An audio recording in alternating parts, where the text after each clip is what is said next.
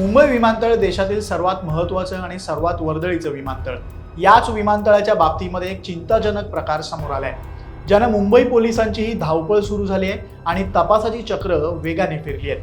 नेमकं काय घडलंय जाणून घेऊयात. मुंबई विमानतळ हाताळणाऱ्या अदानी ग्रुपमध्ये वरिष्ठ मॅनेजर पदावरती काम करणारे रमेश कुमार सुंदरम हे घराच्या शोधात ऐरोलीला आले होते. यावेळी मित्राच्या प्रतीक्षेत ते काही वेळासाठी जवळच्याच एका हॉटेलमध्ये जेवण करत बसले होते. याच दरम्यान हॉटेल बाहेरच रस्त्यालगत त्यांनी त्यांची कार पार्क केली होती. तासाभराने ते मित्राकडे जाण्यासाठी कार जवळ आले तर त्यांना कारची अवस्था पाहून धक्काच बसला. त्यांच्या कारची काच फुटल्याचं दिसून आलं. सुंदरम यांनी तातडीनं कारमधील मुद्देमालाची तपासणी केली. आपलं सगळं सामान व्यवस्थित आहे का ते त्यांनी पाहायला सुरुवात केली, तर आपली लॅपटॉप बॅग गहाळ झाल्याचं त्यांना निदर्शनास आलं. तसंच त्यांचा पासपोर्ट देखील गायब झाला होता. बाजूलाच आणखी एका कारची काच फोडून गुरुप्रसाद डांगे, सचिन देवघरे आणि अमित साळवी नावाच्या व्यक्तींचे लॅपटॉप, मोबाईल चोरीला गेल्याचं निदर्शनास आलं. या प्रकरणानंतर सुंदरम यांची काळजी वाढली, कारण त्यांच्या लॅपटॉपमध्ये विमानतळाशी संबंधित गोपनीय माहिती आहे. यामुळे चोरीला गेलेला लॅपटॉप चुकीच्या हाती लागल्यास त्या माहितीचा दुरुपयोग होण्याची शक्यता नाकारता येत नाही.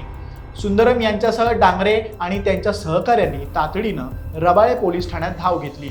यावेळी डांगरेंच्या गाडीतून चोरीला गेलेल्या लॅपटॉप आणि बॅगमधील मोबाईलद्वारे चोरट्यांचं लोकेशन कळत होतं.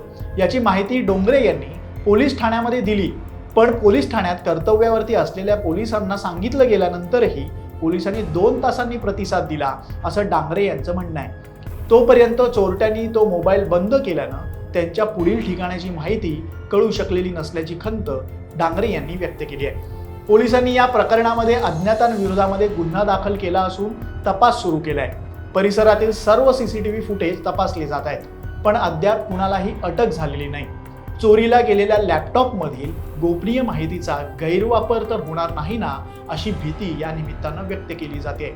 त्यामुळे तातडीनं चोरांचा थांगपत्ता लागणं अतिशय महत्त्वाचं बनलंय. नवी मुंबईत कारमधील चोरीच्या या अशा वाढत्या घटनाही या निमित्तानं समोर आल्या आहेत. अशा घटनांना आळा घालणं किती गरजेचं आहे हे या घटनेतून तरी कळणार आहे का, हे पाहावं लागेल.